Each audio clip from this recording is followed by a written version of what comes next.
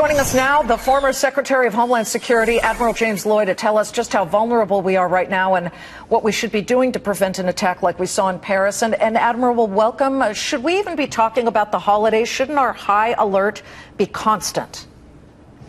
Well, I think our high alert is constant, whether it's the graded on a scale that we used to have in the color scheme of the early days of DHS, or just the reality of watching the news around the world. I think John Brennan is absolutely right. The challenge is constant, and the only answer to that challenge is vigilance on our part with regard to all of the things that we have attempted to design and put into place to protect the people of the United States in the window between 9/11 and today.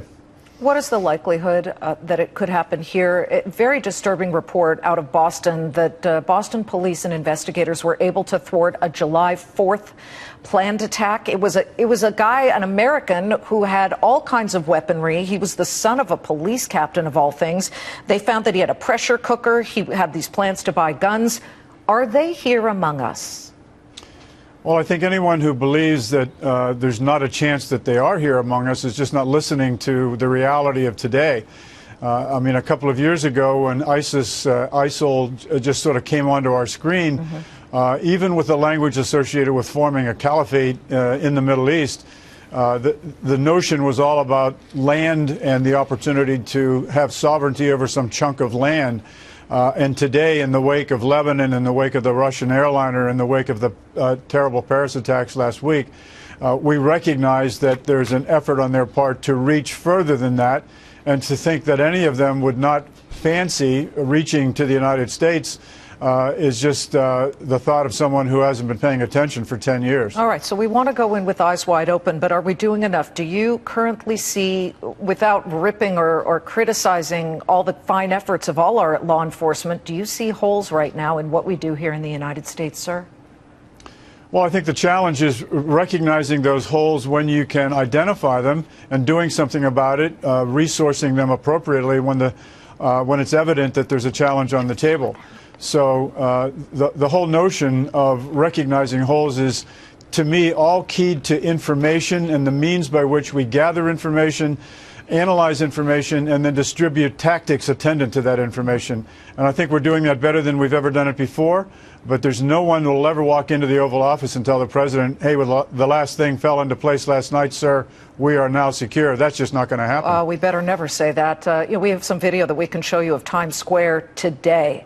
A huge show of might. But what we don't see, and what may or may not be going on, is what we do technically. When it comes to actual surveillance, digital surveillance, that has become a huge issue that superimposed over these fine, hardworking officers. It's different. It's hidden. But now we see that they were using encrypted apps, which, of course, encryption is a great thing, certainly for security. And when there are cyber attacks, everybody comes on this network screaming, we need double and triple encryption.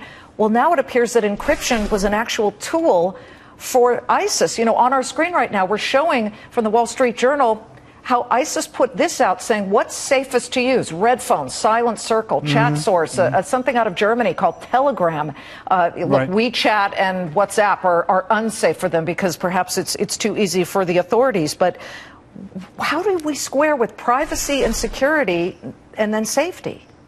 Well, this is an ongoing conversation. I remember when I was asked to stand up TSA in the immediate aftermath of 9/11, and one of the very first things on that discussion table was this debate, if you will, between privacy on one hand and security on the other. In those days, we were just looking for the one or two or three elements of anyone's information that would allow us in the government, in the TSA, to vet that person as an okay person to get on an airplane.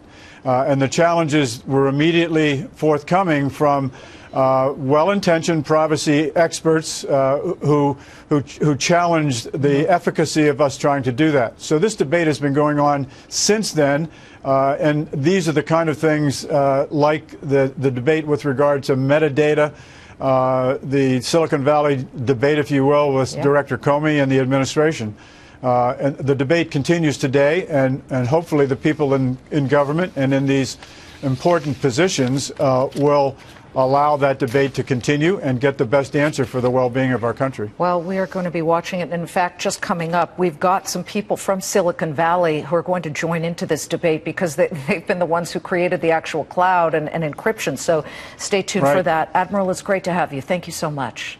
Thanks for allowing me to be there. Admiral Loy, former head of Homeland Security.